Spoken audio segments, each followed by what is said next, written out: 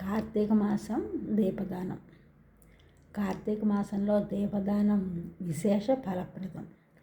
పద్మపురాణంలో దీనికి సంబంధించి ఒక కథ ఉన్నది. అవి కృతయుగాంతపు రోజులు. మాయాపురం అనే ఊరిలో దేవశర్మ అనే బ్రాహ్మణుడు ఉన్నాడు. అతడు సూర్యోపాసకుడు. అతని కూతురి పేరు గుణవతి. తండ్రి ఆమెకు చంద్రుడు అనే తన శిష్యుణ్ణి ఇచ్చి వివాహం చేశాడు. దేవశర్మకు పుత్ర సంతానం లేని కారణంగా అల్లుని ఇల్లరికంగా తెచ్చుకున్నాడు.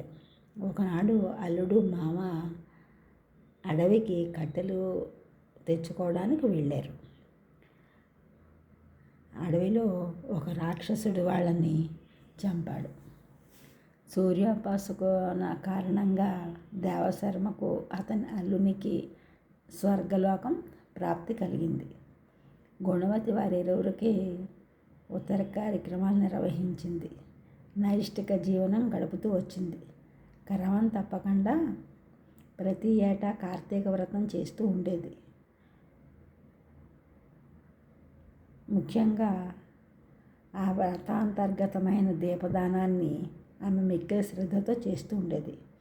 ఆమె ఒక కార్తీక మాసంలో గంగానదిలో స్నానం చేస్తూ మరణించింది.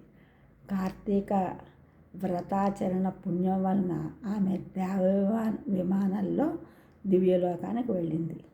తమ వైకుంఠానికి దివ్య విమానంలో వచ్చిన గుణవతిని చూడడంతోనే విష్ణుమూర్తి, లక్ష్మీదేవి చాలా సంతోషించారు. ఆ సందర్భంలో బ్రహ్మ వారిని ప్రార్థించాడు.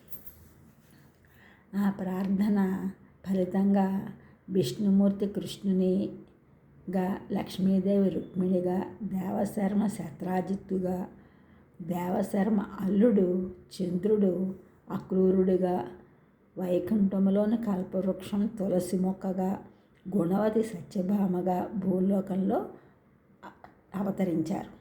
లోగడ మానవాంగనగా ఉన్నప్పుడు దీపదానం వలన కార్తీక వ్రతం ఆచరించిన ఫలితంగా ఈ జన్మలో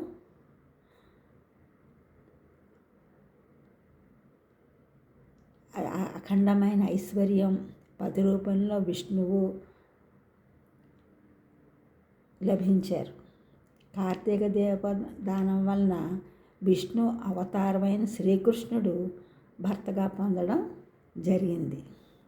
గుణవతికే సాధ్యమైంది అది. దీపం జ్యోతి పరబ్రహ్మం, దీపం సర్వతమోపహ, దీపేన సాధ్యతే సర్వం, సంధ్యాదీపం. నమస్తే. ఛానల్ సబ్స్క్రైబ్ చేయండి, షేర్ చేయండి, లైక్ చేయండి, కామెంట్ చేయండి.